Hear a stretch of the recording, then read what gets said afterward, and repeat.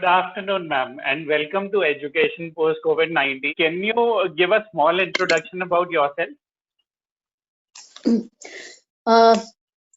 My basic introduction is that I'm a hardcore teacher.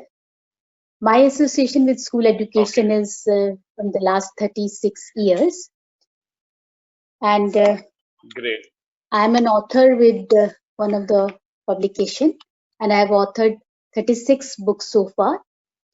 I'm a National How Awardee. many books, ma'am? And 36. So, what do you think because of COVID-19, there would be a change in education system going ahead? The whole school education system? Absolutely. Post COVID-19, there will be a complete change in the education sector.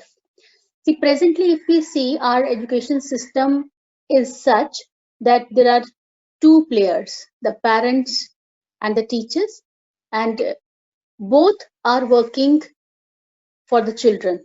The child-centric approach, everybody, it's a buzzword nowadays. We are giving too much importance to the third player, which is a virtual player. Now, that's the Zoom, the WhatsApp, sending links to the children, videos. So we should be very, very cautious. On one hand, we are using technology, but how to use, how much to use, what is to be used and what is not to be used, that we need to take care. The second parameter is, once I'm sending a video, a teacher is sending a video, then we should be very, very cautious, because then there is a comparison between the real teacher and the virtual teacher.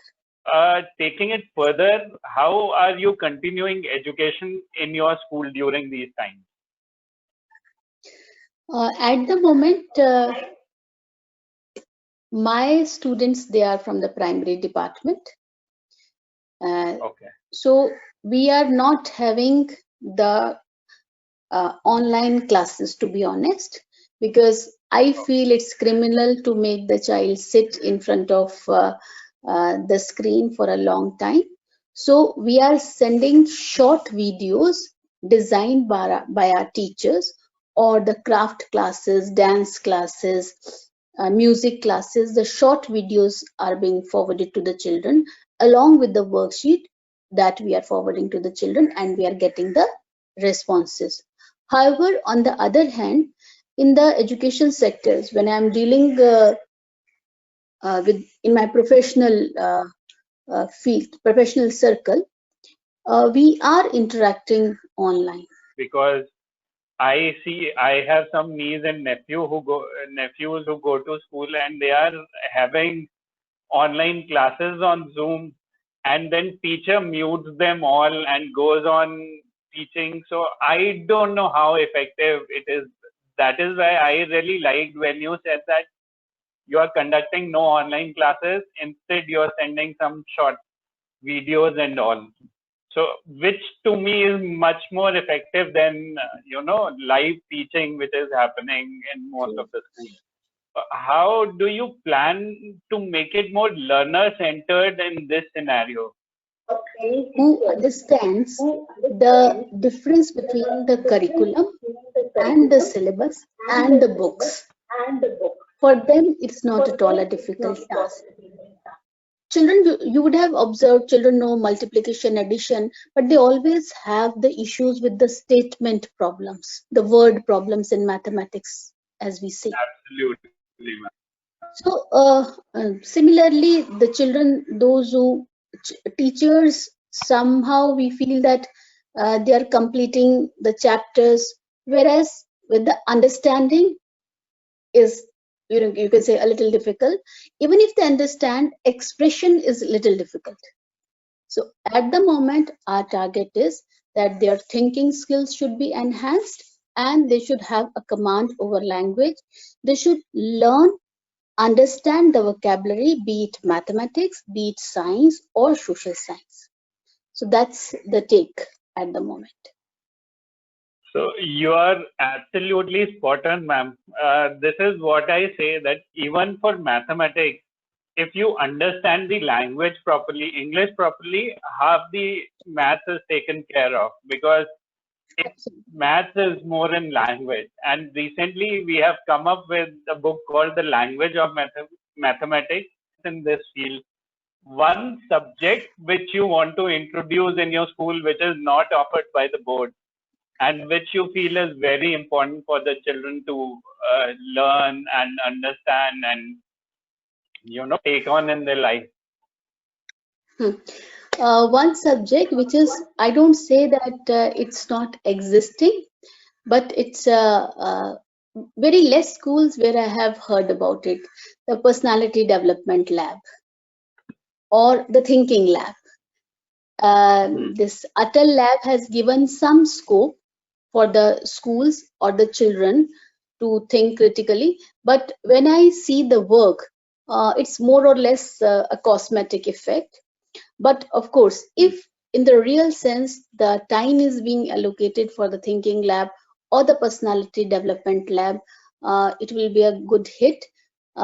Next year, probably, I'm planning to initiate this personality development lab in my school.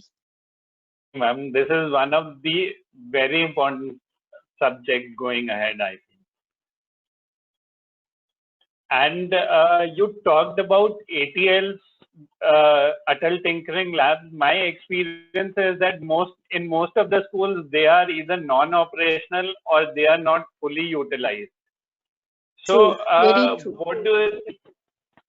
what do you think about subjects like robotics, IoT, which ATL caters to, and even AI?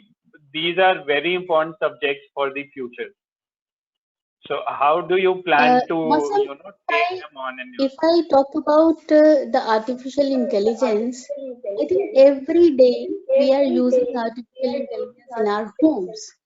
Only thing is, it has to be a little more structured and available in the books. And CBSE has also initiated from class 6th onwards this subject AI.